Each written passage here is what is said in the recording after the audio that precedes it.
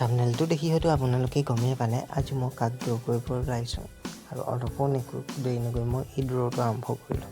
প্ৰথমতে মই ৰেড কালাৰটো মাৰি লৈছোঁ, যিখিনি সেই ঠাইখিনি ব্লেক কালাৰ হ'ব আৰু সেইকাৰণে মই আগৰ ভিডিঅ'টোত কোৱাৰ দৰে প্ৰথমতে মই সদায় পাতলৰ পৰাই মাৰোঁ আৰু সেইকাৰণে প্ৰথম ৰেড কালাৰটো মাৰি লৈছোঁ ধুনীয়াকৈ।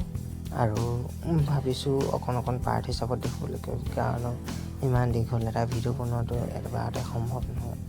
গতিকে আজি ভাবিলোঁ অকল ফ্ৰেছটো আপোনালোকক ড্ৰ কৰি দেখুৱাম।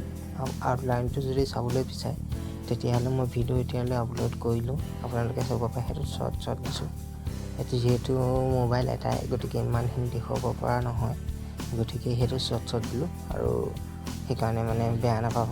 আৰু বাকী ফেচটো য়েল্ল' কালাৰ মাৰি লৈছোঁ। ইয়াৰ যিখিনি ডাৰ্ক হ'ব সেইখিনি ৰেড কালাৰ পিছত মাৰিম, কিন্তু আগতে পাতললৈকে মাৰি লৈছোঁ। ধুনীয়াকৈ পাতলকৈ মাৰি তোমালোকে চাই থাকা মই কেনেকৈ ক'ত কালাৰ কৰি আছোঁ।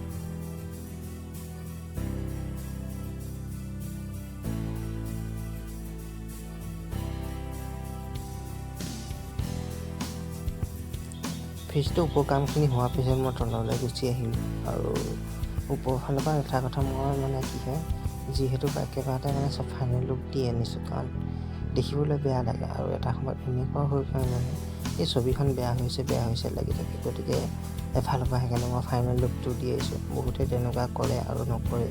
বহুতে প্ৰথমতে আঁকিলে ফাইনেল লুক দিয়ে, বাট তেনেকুৱা ল'বলৈও মই এফালৰ পৰাই দি যাওঁ আৰু সেইকাৰণে এফালৰ পৰা আঁকি আহিছোঁ।